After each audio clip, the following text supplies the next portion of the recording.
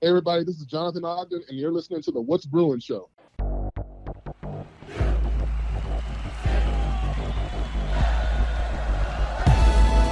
You're listening to the What's Bruin Show, part of the What's Bruin Show network, with your hosts, Jake Berryfield and Mike Regalado, and occasionally some friends, talking all things UCLA sports. And now, it's time for the What's Bruin Show. Hello and welcome to What's Bruin. I am your host, Jake Berryfield. I'm joined by my good buddy, Mike Regalado. What's up, y'all? He is in studio once again, first time in a while. Good to see you. First time you've been over at the house since I went on vacation and your school year ended and everything, so it's good to see you, Mikey. You too. Yeah, it's hopefully the luck of the Merrifield rubs off on me. So yeah, it's been a fortunate month. Sucks. I know. Sorry. Sorry. I hope some. I'll try to brush a little bit off on you as well. Yeah. But it's the What's Bruin Show on the What's Bruin Show network. Thank you for listening on Twitter and Instagram and Threads, I guess, at What's Bruin Show. The email, please email us your questions, comments, concerns. whatsbruinshow@gmail.com. On Substack or on Patreon, whatsbruin.substack.com or patreon.com/whatsbruinshow or just whatsbruinshow.com for just a few dollars a month. $2. We thank you for your support. You can also get some What's Bruin merchandise at My Locker site. Look down at the show notes. And you can search us up on YouTube, watch the show along with a little slideshow that will be updated before the 2024 football season starts, I suppose. And you can also call the hotline, 805-399-4WBS. Suck it, Regn and Troy. Suck it, Regn and Troy. And we want to thank you in advance, Regn and Troy, for letting us steal some of your notes. More on that in a little bit. Hells yeah. Yeah. But Mikey, everything good? How? Well, you know. The earth is baking. Yeah. The It is hot. The politics are sizzling. That does suck. The eggs are jiggling. Yeah. And it's not football yet. Yeah, so exactly. Yeah, no, it's summer. It sucks, Jake. It's funny. Thanks for asking. I'm reading a book right now by Stephen Greenblatt. I want to say it's called Tyrant, and it's just a short little book about how Shakespeare wrote about tyrants and kind of people, people kind of taking over. Mm-hmm. And it was very interesting to see how the lens he sees it through. But it doesn't matter what side you're on in the current political landscape. Basically, this book is kind of talking about how we're all being manipulated and they're all full of shit. Because the government totally sucks. Dude, are you kidding me, Mike? You are absolutely right. Anarchy for life. The government totally sucks. The government totally sucks.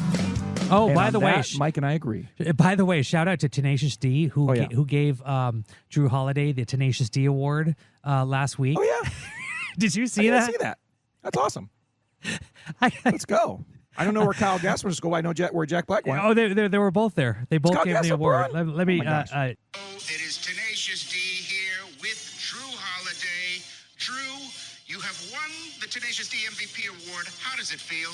Man, it's an honor, Look at that beautiful thing, just how long the shaft is, and those basketballs down there at the bottom look beautiful and bronzy. It's really a dream come true.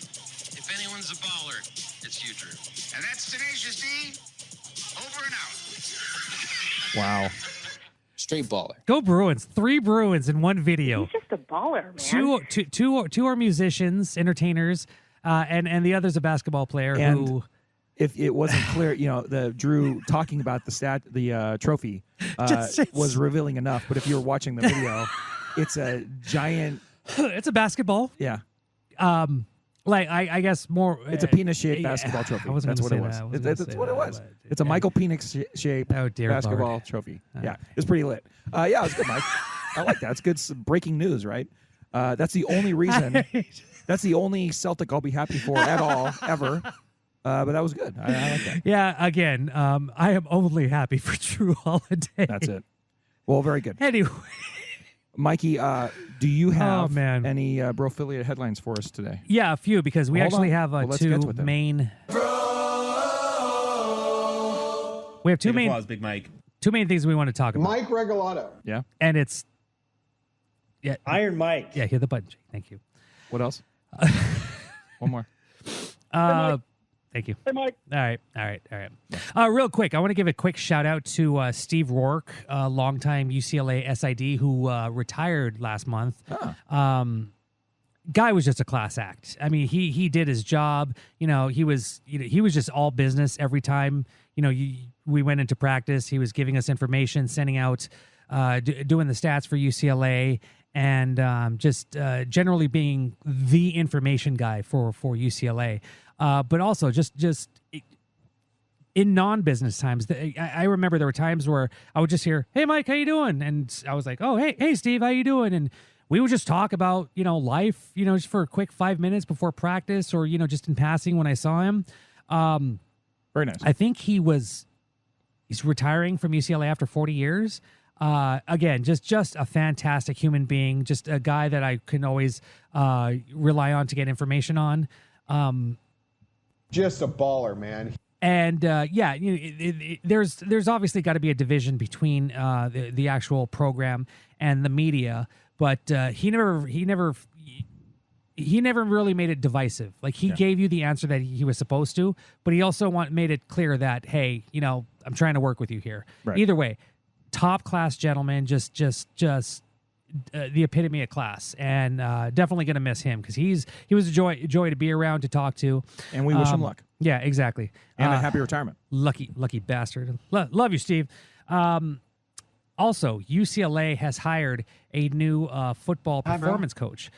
Keith Belton apparently took another position, so UCLA brought back Corey Miller, who was with the Bruins between February 2022 and June 2023. No, what? Yeah, I think that was it. This is like their strength and conditioning coach? Yeah, strength and conditioning coach. He was with the Bruins a few years ago as one of the speed coaches, and comes back after a stint in the NFL, working in the conditioning department with I believe it was both the Carolina Panthers and the Chargers. Nice. Or the Rams. I'm sorry, it was the Rams. Oh. But now he's at UCLA, so UCLA is not going to skip a beat with performance coaches. What else we got?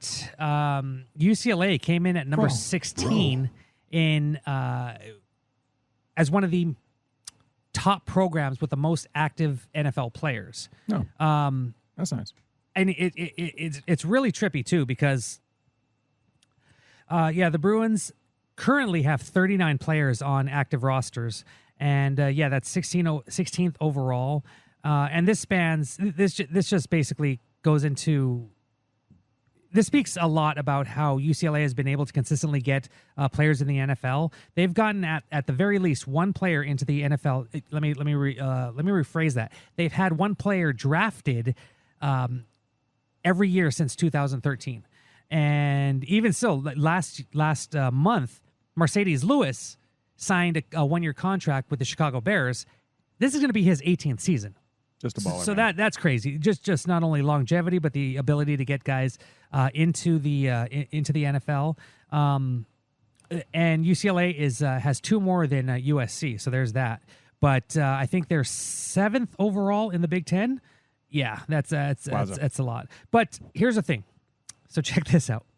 UCLA, 16th overall. They also added a little caveat about which teams have the most combined earnings. UCLA is about $97 million. Okay. Alabama, which is number 1, has 77 players as opposed to UCLA's 39. And this is outrageous. The Alabama players collectively earn $509 million. And these are all like current NFL That's player insane. Contracts. That's pretty crazy. Yes. And I was looking at base salaries. Kenny Clark, defensive tackle, is 29th overall in the NFL, and he's he's set to make $15 million. Just after him is Colton Miller, offensive tackle. The importance of offensive linemen, Jake. He's 60th overall in the NFL, and he's making good point. He's making $12 million. Nice. So UCLA doing a good job of getting players into the pros. What else we got? Last piece of headline. According to 24/7 Sports, UCLA is one of 8 teams across the nation that is the least improved. It's do tell. Like, what is that about? Well, the main thing is because I feel like that. I mean, I feel like that really is in need of like a breaking news drop because it's something like, oh, we never would have suspected that one. What's brewing? Breaking news on a weekly basis. News just in. The story of UCLA football was the mass proliferation of disillusionment and apathy. The huge initial burst of enthusiasm and energy had ultimately produced meager results. So the saying, Chip Mike? Kelly era, You're saying, basically. Mike? Basically, I don't want to say top teams, but basically teams that have been successful that have basically taken a step back. But good news, UCLA is in good company because on this list of 8 teams is Michigan. Oh, wow. Florida State, Washington, North Carolina, and Louisville, just to name a few. So wait, how can they justify that for Michigan and Florida State? Like both of them have been in the playoffs in but they've lost the last 10 a years. lot since January. Oh. Wait. So what was the basically a step back? These teams are the ones that have taken a step back. And it's weird. That's not saying what I thought it was saying. So you're saying that it's saying that UCLA was solidly mediocre last year and they're going to be even worse this year is what you're saying. That's what that's saying. This is basically the looming regression for these 8 teams. Yeah, just from last year though. Yes. Not like historical results for UCLA the last 25 years. Like we've been stunningly mediocre. Underachieving, like the Jake, we're not that cognizant right now. No. I saw on Twitter there was a graph this week, and you commented on the basketball one where it was like, the guy who laid it. I can't remember what Twitter account it was. Do you remember what the Twitter account was? What did I say? It was a graph, right? And it was teams with most talent that win at an elite level. Oh, teams with the least talent that lose at an elite that was level. Another swipe at Arizona. Then, I know it was. But UCLA in basketball, Cronin had him solidly in the, like they don't have the wins because he's had a couple down seasons, but they had good talent. But UCLA was not tagged as underperforming there in basketball. But in football, UCLA was solidly in the losing more with more talent. Oh, category. College Football Report. That's what it Well, I don't is. remember what the basketball equivalent was. But anyways, you saw that graph, right? Yes. And like that's been UCLA for 25 years. Yeah, since pretty much. That's no surprise. More often than not, they've been losing with more talent. But they were looking specifically at what the teams had at the end of last season and what they have right now going into this next season. And that's an interesting point, but it's something that we've been saying. It's like if you look at the profile for UCLA football this year, if you just look at the storylines, like everybody's going to pick them to suck and basically everybody is. Everybody's picking them somewhere between 14th and 16th in the Big Ten. Yeah. Just ahead of Indiana and what was the other team that everybody thinks is Indiana, Purdue. Yeah.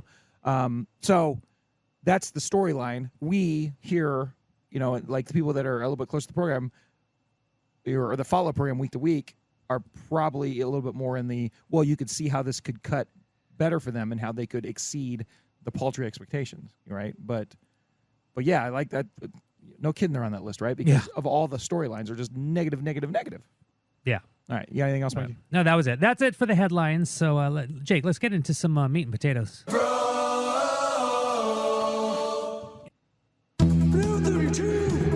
32, California, hood, hey! Football.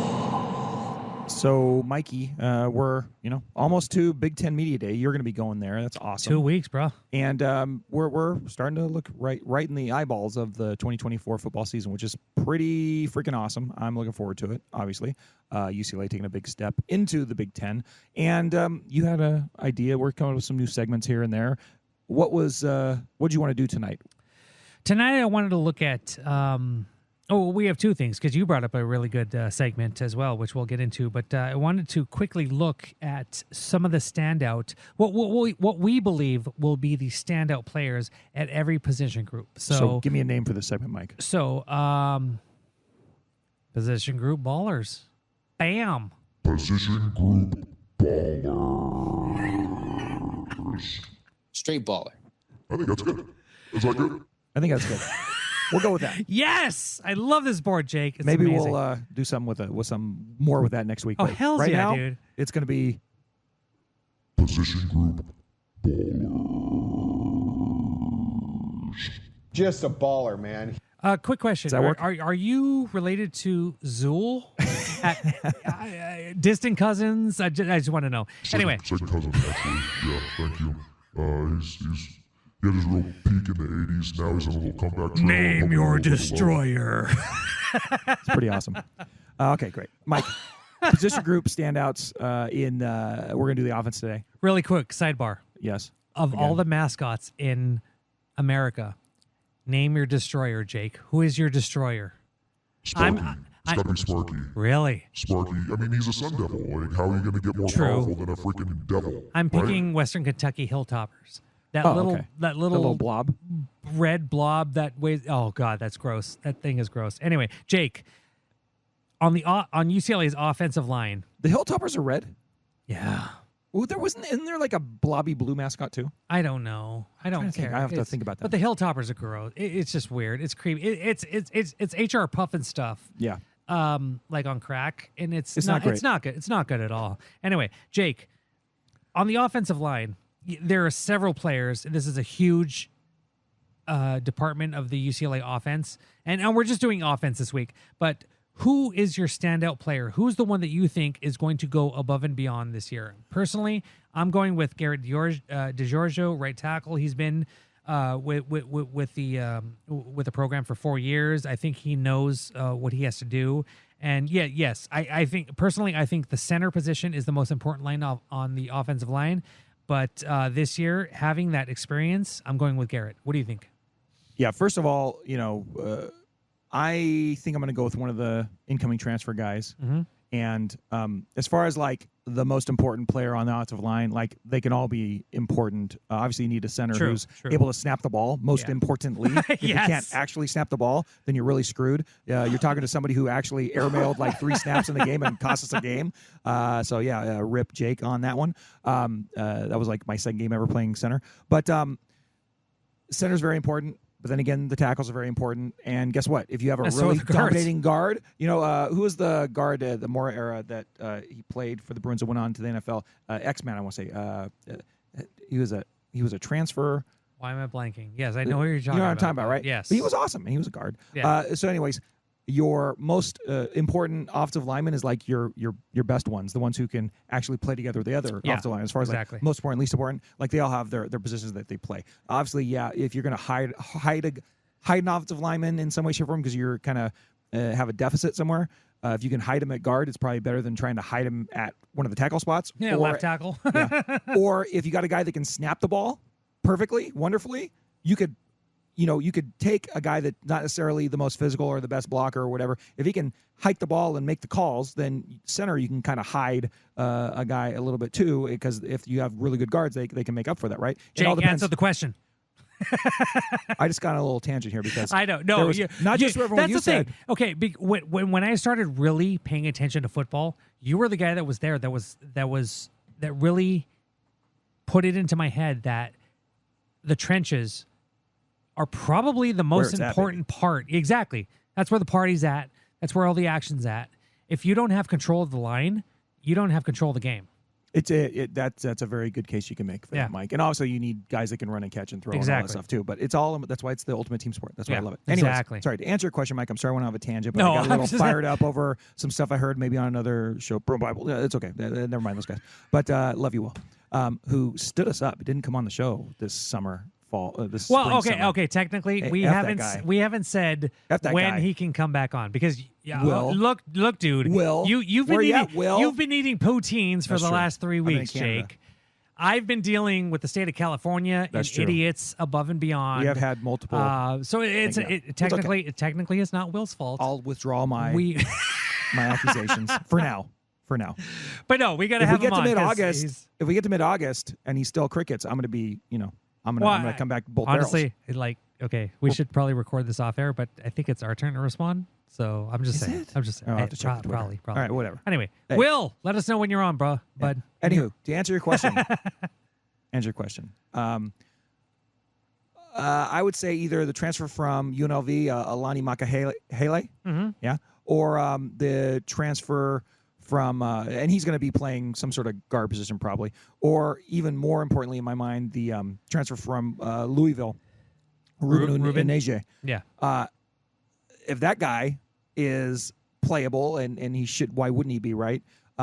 He could be a big part of a resurgence for this UCLA offensive line that I didn't think they were as bad as some people have stated as of last year.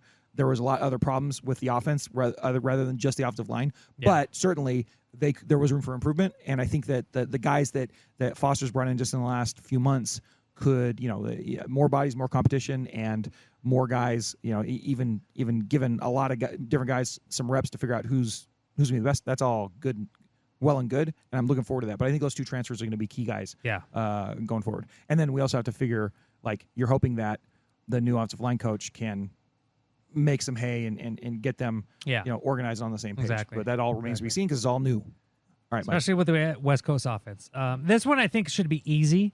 Let's go to quarterbacks. Who do you think is going to be the standout player amongst? My name is Ethan. Just call me Eve. You think it's that guy? I think that's going to be good. I do like the fact that I think Justin Martin is in his shadow, which is good. You should always have a backup. Who's the most popular player on the team, Jake? The backup quarterback. Yeah, usually, right? Usually. The most in demand. And Justin Martin, I think he has a lot of skills that and that's true, Mike, because you think about last year. Yeah. Ethan Garbers starts game one. Who's the most popular Bruin at that point? Certainly Dante Moore. Flash forward 5-6 games later. Who's the most popular Bruin? Ethan Garbers. My name is Ethan. So yes, theory tested and proven. Science last seal year. Delivered. Yeah. For our homie 2023 UCLA, Bill, yes. who loves Mr. Garbers. Stevie Wonder. Ethan. Stevie Wonder. Oh yeah. No, anyway, running backs, Jake. I'm going with the dude TJ Harden. Hells yeah. This guy, just from 2 years ago, when he had a resurgence at the end of the 2022 season, just really proved his mettle and really helped out last year behind Carson Steele. But he's the future, I believe. What are your thoughts? Mike, I'm very tempted to just go with Keegan Jones. And why not? Because I like playing the drop, and we like Keegan Jones last year. He's a nice little change of pace, kind of like a Hells yeah. Demetric Felton sort of explosion. Swiss Army knife? Yeah, a little bit. We're hoping he didn't show all those things that Felton did when he had that other season, but he's the officially potential's there. moving from receiver to running back, which doesn't mean that Running back he to receiver or won't receiver do, to running back? Receiver to running back. Last year under Chip Kelly, he was a receiver. Was he really? Yeah. Oh, well, he was playing a lot of running back, reps. Exactly, yeah. and that's why he had the Interesting. Swiss Army knife kind of label from us. Yeah. But yeah, that Chip Kelly thought he would be best in the receiving room, and that's why he went to transfer. And Deshaun Foster was like, "Hey, we want you as a running back," and he was like, "All right, I'm coming back. Coming All right. back." Very good. Yeah, well, anyways, we're glad to have Keegan Jones back, Mr. Jones. But I'm going to say, Mike, you kind of brought to our attention that there's going to be a fullback in town now, hells first yeah. time in a while. Even though Chip Kelly was using guys in all sorts of different positions, so they would have a de facto fullback in every single game. But now we're having one in name. Now we have official, and that's going to be Anthony Adkins, who Hells I've really been looking forward to seeing this guy get some real playing time. Obviously, he's been he transferred from Army and. He's been on the team for a couple of years, but now hopefully he really gets some run. And I'm talking about 6'1", 245, a senior leadership experience and a dude that's going to, lead Mr. Jones and Mr. Harden into the holes. And I love the sound of that. So that'll be my running back. All right, let's head over to receivers. Personally, I think J. Mike is going to be the number one stud once again. What are your thoughts? I think there's only one answer for me, especially if you're going to take Sturdivant, who, normally I would go with the Bear. But, we talked about this last week, and now it's done.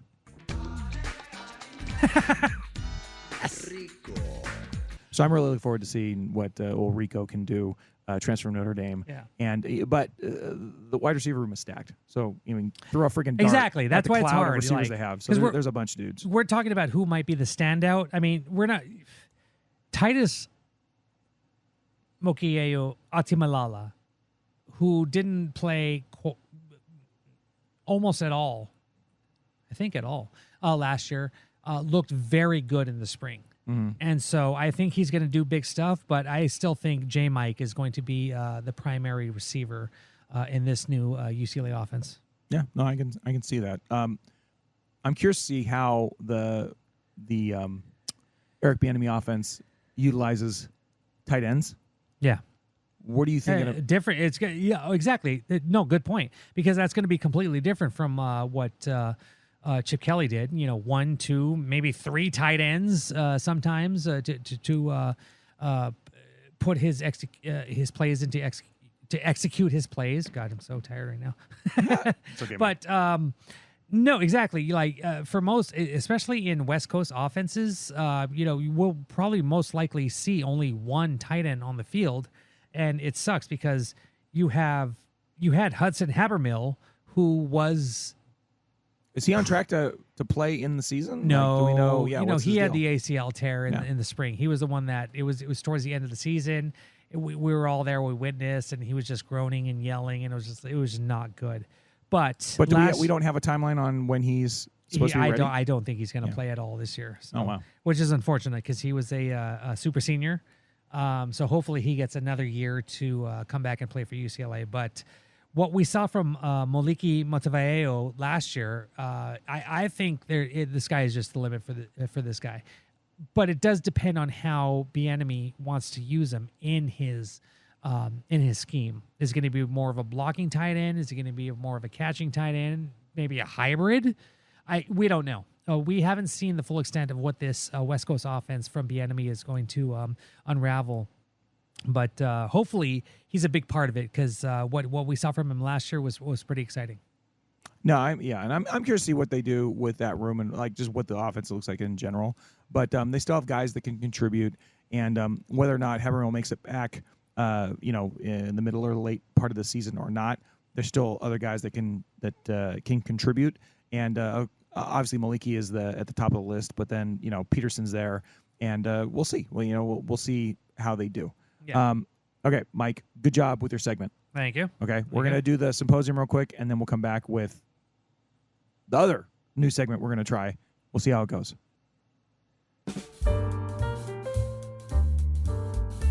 Do you think we drink too much? No, we don't drink too much. I hate it when podcasters talk about what they're drinking. That little weirdo is the best margarita I've ever had. What else am I gonna drink, Bob? A fucking Fresca? No Fresca tonight. Thank you for joining the What's Bruin Symposium. Symposium, of course, a conversation over drinks.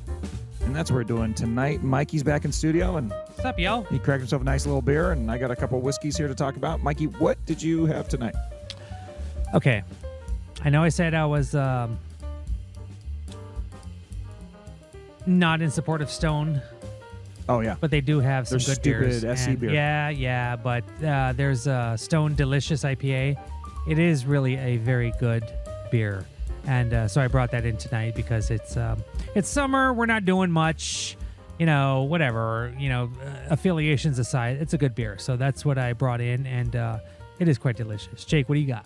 So I got a couple bottles. I just came back from Canada, and so I'm celebrating Canadian whiskey. Of course, when I was in Toronto, I went to one of their outlets where they have the centralized whiskey stores, hard alcohol stores, and I saw a bottle of Crown Royal single malt. And that's unusual. They just released it this year. And I'd say it's pretty good. If you like Irish whiskey, you will like Crown Royal's single malt bottle. It comes out about $50. It's in a silver box, and you can get it all over the Southland right now. I just got one at Total Wine.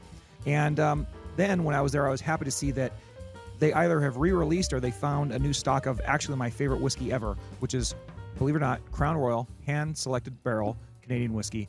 And this just hits every note that I love in whiskey, and it's in a nice tan, exactly, nice tan box, and I highly recommend it. It comes in somewhere between 100 proof and 102 proof, but it is amazing. Now, thank you very much for joining the What's Bruin Symposium. For just a couple bucks a month, you could join the show, help the show, send us into the future, and we appreciate your support by subscribing at patreon.com/whatsbruinshow or whatsbruin.substack.com or whatsbruinshow.com. And you're just helping us, this little independent UCLA podcast, stay alive and stay out there for you guys. And we always appreciate your support. Best man. Better man. And you get access to the Slack channel and occasional bonus spots. So with that in mind, cheers to you, and let's get on with the rest of the show.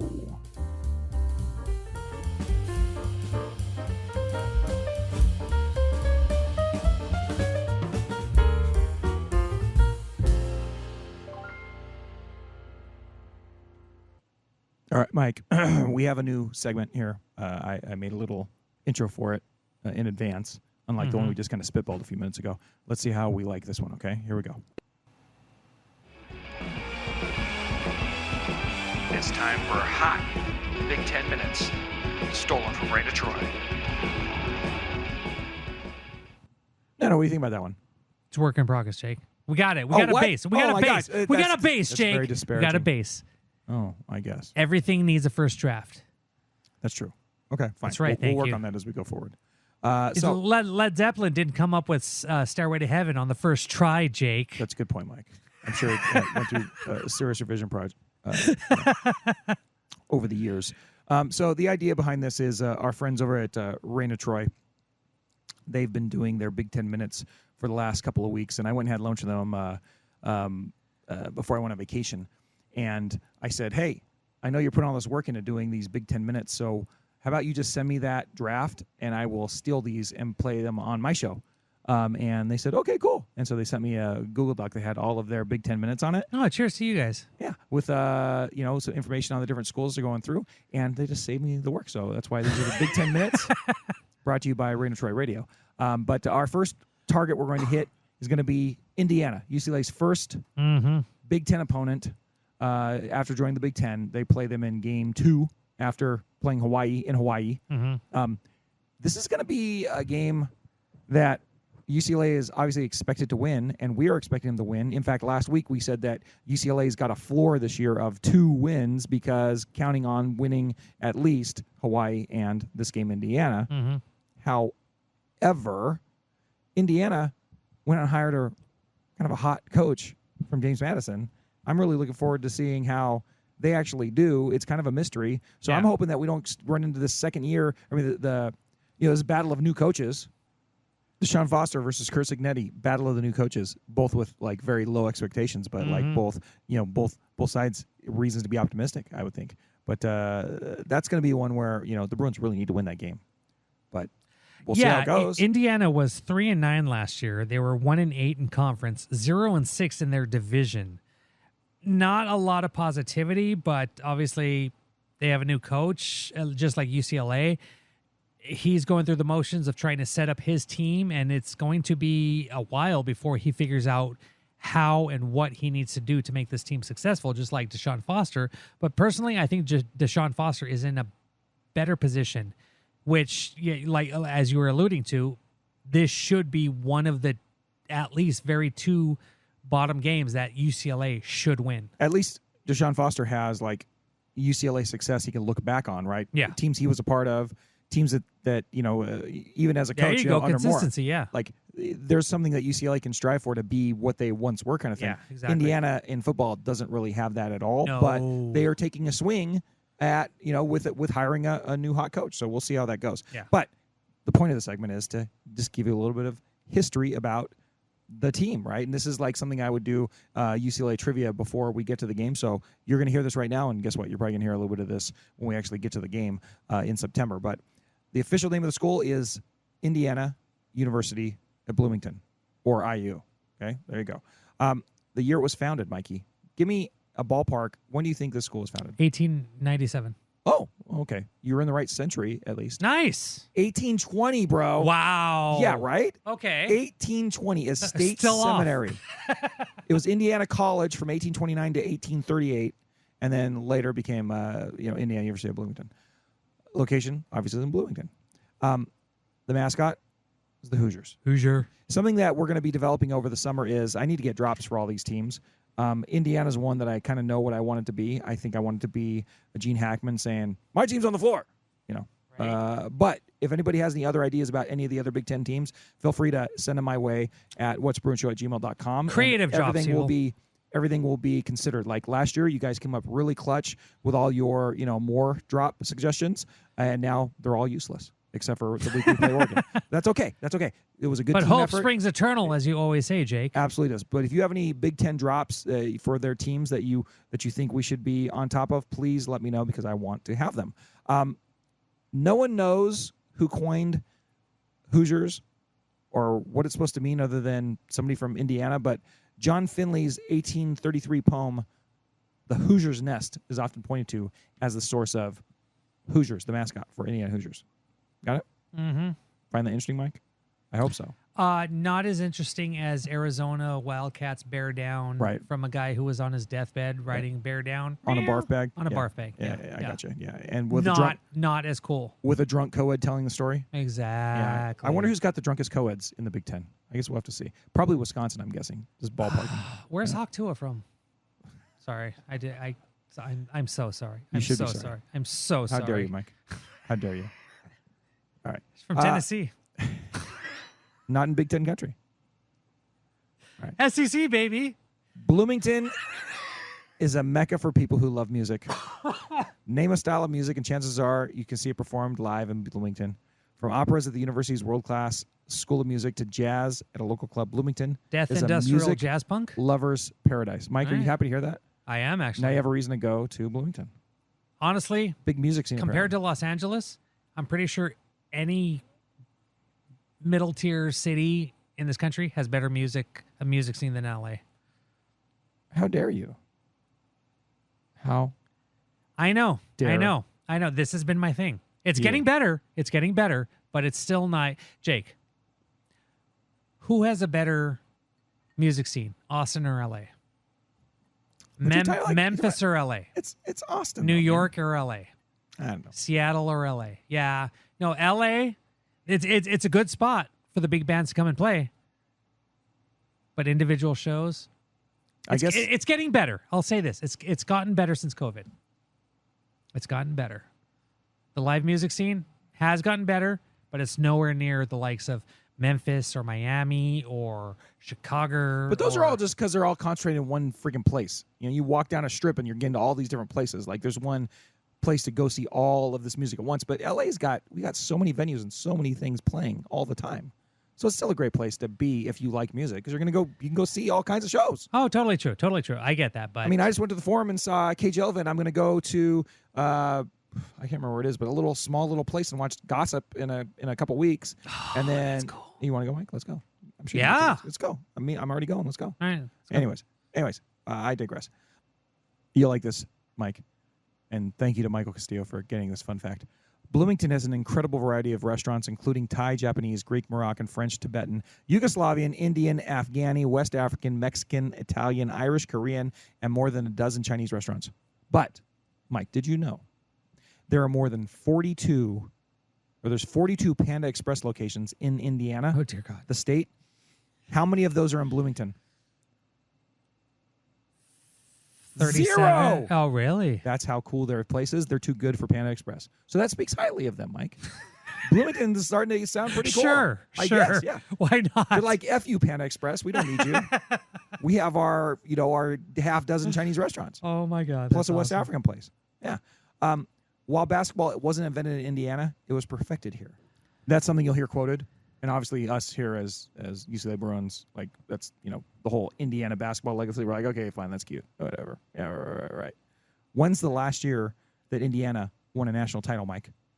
In football? No, in basketball. Or in 84? 87. Okay, yeah. So like UCLA also, we haven't won a whole lot of national titles since our heyday. But as UCLA well. is still we better. Gotta say that. Well, obviously. And that goes without saying. 95 is more recent than 87, right? Yeah. Yeah, so we're not sweating it either. There Exactly. you go. Oh, man. Okay. I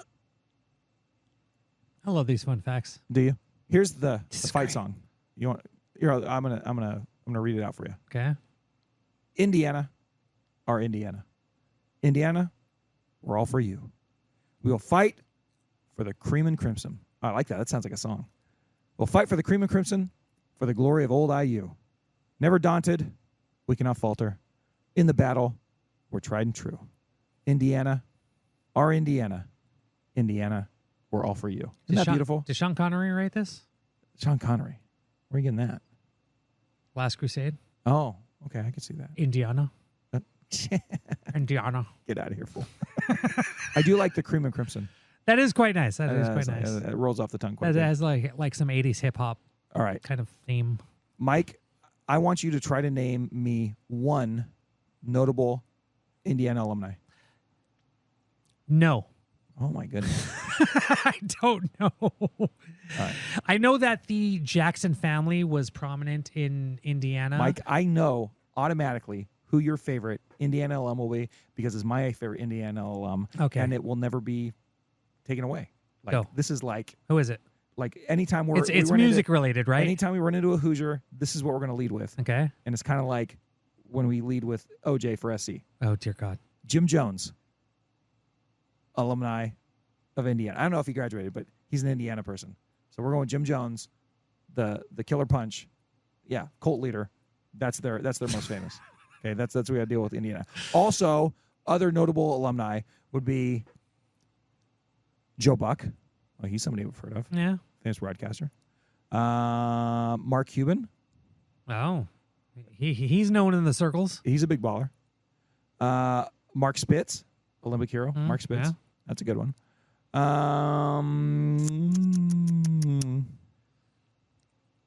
That's really it. None of these other people were really worth mentioning. There you go. That's your famous. Mark Cuban, Mark Spitz, and Jim Jones. That's the holy trinity of IU. There we go. Nice. We'll go with that. What is your perception of Indiana University fans, Mike? Honestly, I have no idea. I have no opinion because I've never come across them, basketball or football. I can imagine that they are very similar to UCLA fans in which they have a history and are yearning for that history. But other than that, especially in football, especially since their football team has not been as successful as basketball, I'm going to say they're humble-esque. I think that's a very good point. And I think that, yeah, when you get to the basketball fandom, like we're pretty right there with Indiana. Obviously, we've had more success recently, but they're still one of those. We're hanging on our history, and they're always yearning for it to come back, just like you said, Mike. Yeah. But the difference between UCLA and Indiana in that respect is, people try to throw UCLA as a basketball school, and unfortunately, they're becoming more and more of a basketball school as every year goes by and UCLA football struggles. Yeah. But traditionally, UCLA is not a quote-unquote basketball school. They are a sports school with amazing sports all across the board. Oh, totally. Football underachieving. With that being said, Mike, who is the first athlete or first person that comes to mind when you think of Indiana University? Gene Hackman. Oh, from Hoosiers. Yeah. I like that. That's all I got. Mine is obviously Bobby Knight, right? And it's like for good and bad reasons, but it's Bobby Knight. I mean, he's the guy, it's still to this day, it's been, 25 years, 30 years since he coached there. How long has it been? I don't know. He's a psychopath. It's been a long time. Yeah. Well, one of the legendary coaches for good and bad reasons. But yeah, that's what I think of as well. In football, all-time national championships, 0. Last Big Ten title, they had 2 of them. The last one was in 1967. Okay.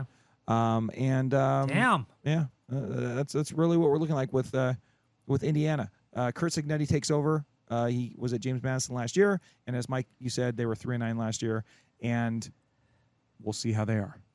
All right, Mikey, that's great. Do you want to do a What's Bruin? I know you already packed up your stuff. We have to do a What's Bruin. That's how we top off every show. Well, that's what I for thought. The last 10, almost 11 years. Well, let's get to it then. What's brewing with you? You ask me. What's brewing with me? Yeah. What's brewing with you? What's brewing with me? What's brewing with you? Mikey, what's brewing with you? 4-day weekend, awesome. I rested as much as possible. Helped a little, didn't seem to help a whole bunch. But I live in the East Los Angeles area of What Earth. day did the fireworks start going off, Mikey? Memorial Day. But yeah, no, on the day of July 4th, there were people setting off fireworks at 8 a.m., which first off, that's a waste of money, you dicks. That's crazy. Secondly, we have new neighbors to the south, and they put on the show. Wow. The silver lining was it was a good show. The drawback was the fact that there was just debris everywhere, which I was not happy about. That's crazy about driving around LA after 4th of July. Oh, yeah. It's like, dear God. But I gotta say, like when Mexicans put out even during a recession or whatever the hell we're going through, they can still afford inflation. fireworks? Kind of, because fireworks usually go on till 3 a.m. Usually, they stopped around 1 a.m. So yeah, finances seem to be a bit of an issue. But no, on my Instagram, I put a few videos up there. I actually linked Space Hogs in the meantime to one of my slow motion videos. Nice. I got to say I was very proud of that. But Violet, my oldest child, she was out there with me, having a great time, freaking out, but both going, oh my God, this is awesome. The 2 younger ones, after 15 minutes, are like, yeah, this is great. We're going to go inside and close all the doors and watch, something else. Yeah, exactly. It was pretty fun, but yeah, the rest of the weekend, I just wanted to rest, which I needed to. And especially heading into July, which we're already a third of the way into this month, Jake. And yeah, in 2 weeks, I'm heading to Indianapolis. Never been there before. Yeah, going to Big Ten. I'm looking forward to hearing media from you. days. So I'm hoping this month goes by really quickly, and we just quickly slip into college football season, and it's going to be awesome, and it's going to be a mess and chaotic and a wreck and wonderful because of this all of these realignments. But Jake, how the hell are you? I haven't seen you in a while. I know. How are the Yeah, it's poutines, good. bro? Oh, the poutine was good. The poutine Right? was good. I'm still hoping I can do some Canadian podcasting for the do it. Subscriber only feed or whatever, but we'll see if I can get to it. But no, everything's good. It's funny you bring up the 4th of July, Mike, and like you, the house has a view of the valley. Oh, you have a looking great out view. a window. But it's funny, all the city-run fireworks are behind us, and we don't really have a good view from that unless you go up to the second story and you look out that direction. But I'm telling you, like, I didn't really watch 4th of July fireworks this week, however, like on purpose.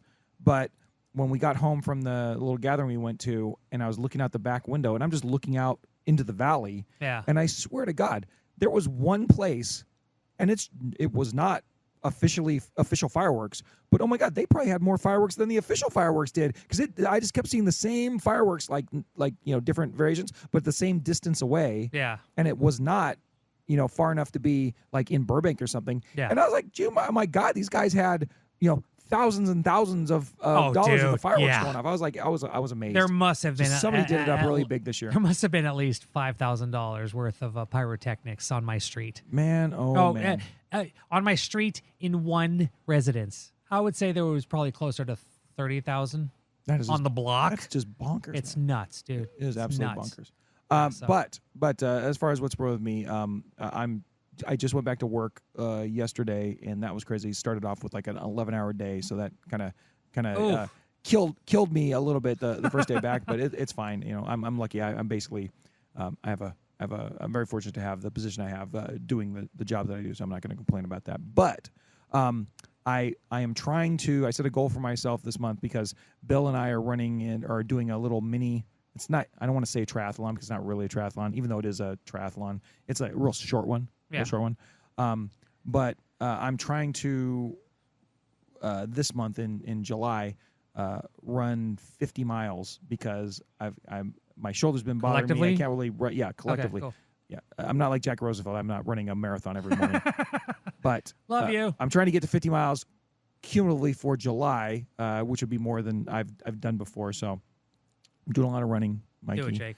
And I just started working out again. It takes a while, but yeah, especially in this heat too. You got to get out early. Jake. You got to get out early or late. Yeah, or really late. Yeah, exactly. It's still hot. It's Freaking still hot hell, out there dude. right now, Mike. But yeah, I'm trying to do that, and we'll see how I do. We're only at July 9th, and I think I already have, I think I'm like at 15 or 16 miles, so I'm on pace for it. Nice, dude. So I'm looking forward to that. So, anyways, that's what I got going. I had something else I was trying to think of, but I can't think of it right now, so I'll save it for next week. But Mikey, fun times. If you are listening now, look in your feed because Mike and I also talked to the Godfather Jim Bendat about his thoughts on UCLA going to the Big Ten and where he's been in the Big Ten. So that'll also be coming out shortly after this one, or maybe tomorrow. But other than that, next week we are planning finally to have Wayne Cook on again because I screwed up the board last time right before I talked to him. And Jake, the board screwed you up. That's true. It really did. I thought I figured something out, and there's nope. I just knew the whole thing. But we'll have Wayne Cook on next week, so I'm looking forward to that. And otherwise, right after that, Mike's been going to the Big Ten country. And then after that, we're getting to summer camp.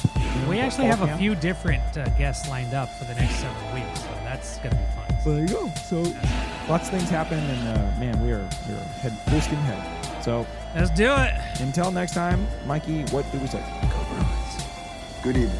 Smoke 'em if you got 'em. That was the What's Bruin Show. Try us tomorrow. Same bat time, same bat channel. It's gotta be in or out, Mom. In or out. Well, I need the door closed. Thank you for your cooperation. Dude, bro, we play some ball on the West Coast.